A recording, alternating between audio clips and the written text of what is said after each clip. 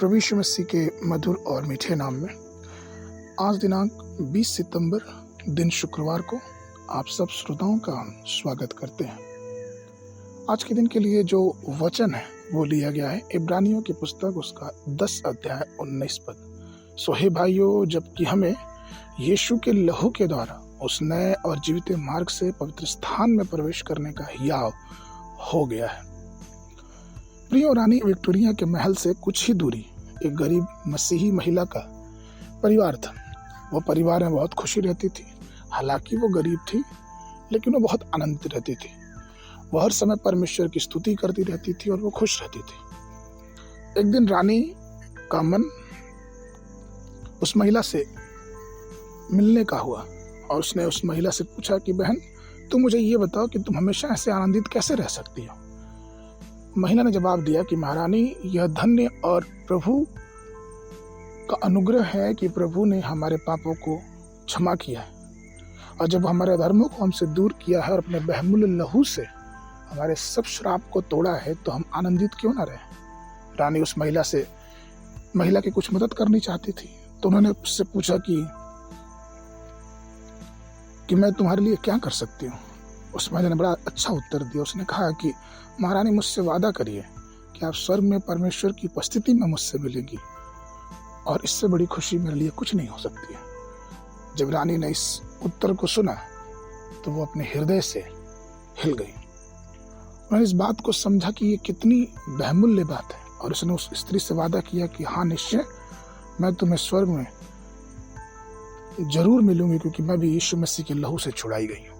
प्रियो, प्रभु यीशु मसीह ने प्रकाशित वाक्य उसका पहला अध्याय 18 पद में कहा है, मैं मर गया था और अब देख मैं युगानुयुग जीवित हूँ और पृथ्वी और अधोलोक की कुंजी मेरे ही पास है। प्रभु यीशु मसीह ने हमें अपने बहुमूल्य लहू से छुड़ाया है और हमें वाचा बांधा है। यह केवल संसार के लिए नहीं, लेकिन सब लोगों के लिए जो उसके बलिदान पर विश्वास करते हैं। इब्रानियों की पुस्तक उसका 13 का 20 कहता है कि अब शांतिदाता परमेश्वर जो हमारे प्रभु यीशु मसीह को, जो भेड़ों का महान रखवाला है, सनातन वाचा के लहू के गुण से मरे हुए में से जिला कर ले आया। प्रियो, सिनै पर्वत पे हमें पुरानी आज्ञाएं दी गई थी जो इस्राएल और उसके लोगों के लिए थी, लेकिन आज परमेश्वर ने हमें एक नई वाचा दी है और वो वाचा प्रभु यीशु मसीह के लहू के द्वारा हमारे और आपके लिए है, जो हमारे लिए मसीह में हमारे लिए स्वर्ग का दरवाजा खोलता है। प्रकाशित वाक्य उसका 14 अध्याय 4 पद कहता है कि वे हैं जो स्त्रियों के साथ अशुद्ध नहीं हुए पर कुंवारे हैं। ये वे ही हैं कि जहाँ कहीं मेमना जाता है वे उसके पीछे हो लेते। ये तो परमेश्वर के निमित्त पहले फल होने के लिए मनुष्यों में से मोल लिए गए हैं।